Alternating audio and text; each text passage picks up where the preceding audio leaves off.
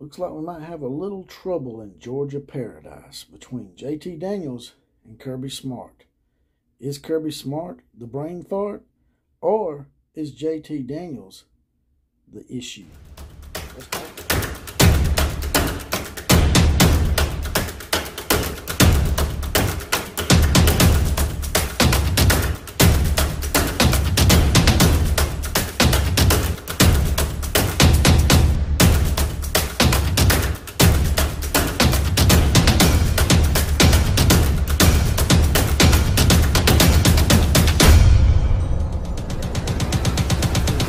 Sporting Land. I'm JPC. I'm the outlaw of college football, and today, class, I'm going to give away a prize.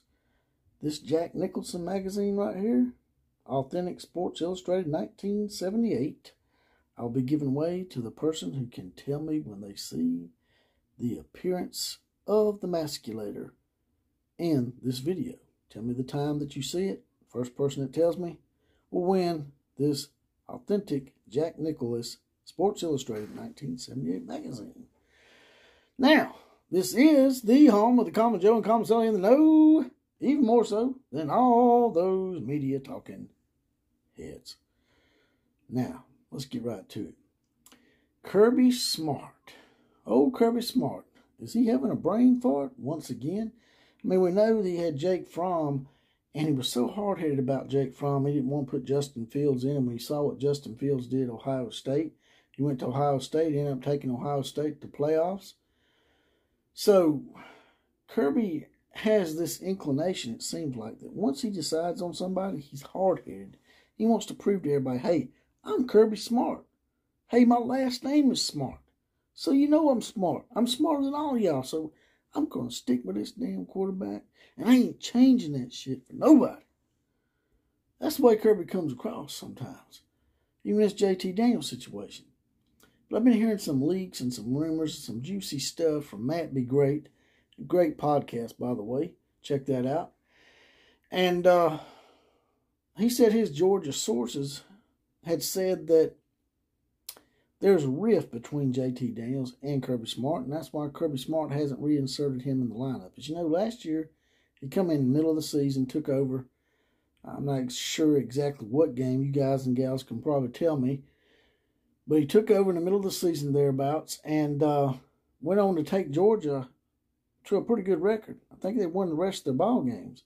So it was a given that he was going to come back and start, right? And he did against Clemson and got banged up and injured. So you reinsert Stetson Bennett. Stetson Bennett starts winning games, so he never sees the field again is what you're thinking, right? No, that's not how it played out. Not from what I'm hearing. What I'm hearing is that Kirby Smart and his offensive coordinator both went to JT Daniels and said, hey, our doctors have cleared you to play. Well, JT Daniels comes back to him and says, hey, I went and talked to my doctor. He evaluated me, and he hasn't cleared me to play, and my parents do not want me to play. So on the advice of his parents, he refused to play that week. Whatever week it was, I'm not sure which week it was, that he was going to put JT Daniels back in the lineup. So, Kirby Smart was like, all right, you don't want to play when I tell you to play? You're not going to play at all. That's the way it seems to me. That's what seems like happened to me. And if that's the case, I can see a little bit of both sides of the story here. I can see Kirby Smart saying, hey, look, you signed a scholarship to play with Georgia. You signed up with this program. Our program includes our medical staff. And if you don't want to play according to our medical staff, then you're not going to play at all. But Kirby, you can also see his parents' side of it. All right? If they're doctors who's unbiased and doesn't see this as wins and losses for Georgia, then you can probably understand why they would be more inclined to go with him because he's unbiased. It's like that movie Varsity Blues where, they wanted to drug that boy up and put him back out there and play so they can win games, and then later on his knee is just ruined. So they're trying to protect their son and his investment into the NFL possibly one day. And so they don't want to rush him back. And so they don't.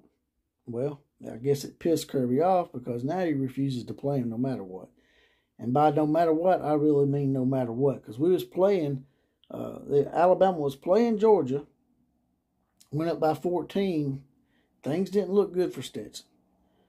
I can understand him sticking with him, trying to see if he can overcome that part of the game. But if you're not going to insert JT Daniels in, you damn sure well probably need to insert him when a man throws a pick six and they go up by 21. At that point, you really have nothing to lose. So put the man in and let him try to win the game for you and swallow your pride, Kirby. I mean, this is big business, brother, and you should know that. I mean, you was up underneath Nick Saban for 8 or 9 years. Now, maybe you think you can pull some stuff like Nick Saban, but you can't. Until you get the collateral that Nick Saban has, until you win a national championship, until you win the big prize, you're going to have to learn how to swallow your pride a little bit, man. Just like the whole Jake Fromm thing. You probably should have started Justin Fields at some point, but you didn't. You let your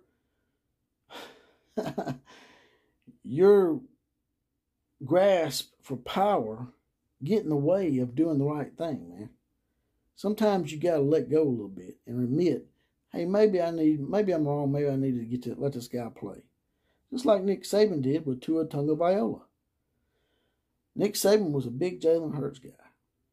He stuck with him as long as he could, and at halftime he pulled the trigger, and we know what happened after that. Sometimes you have to let go of some loyalties that are probably holding you back from achieving the ultimate goal, and that's winning a national championship, Kirby. So now we're going to these playoffs, and everybody thought and said to themselves throughout the year that they didn't know if Stetson could win the big game, or if Stetson got behind, he wouldn't be able to bring Georgia back. And that's exactly what happened against Alabama. So now they're playing Michigan, another big-time school. After that, if they beat Michigan, they may have to play Alabama or maybe a Cinderella story in Cincinnati. But if they're going to get past Michigan, I think he needs to come around a little bit and give JT Daniels that shot. Might as well give him the shot, man. You've already lost the SEC title. If you lose to Michigan, at least you won't have to lose to Alabama twice or get upset by some Cinderella. But, in my opinion, if Georgia can get past Michigan, they could probably win the national championship. But in order for them to do that, I think they need to at least try JT Daniels for a couple of quarters. Put him in there, man. Let him start the game. If he's not doing well at halftime, just pull him, man, and put Stetson back in there. Just like Nick Saban did, except in reverse. And I think that might save Georgia's season if they can do that. But will Kirby do it? Will Kirby let go of that pride and him trying to show JT's parents that, hey, if you don't do what I say, then your kid's not going to play? Can he let go of that? That is the question. You guys and gals tell me what you think. And with that, I'm going to get off here. Like, share, comment, and subscribe to this channel. And as always, KMCA to all the other teams.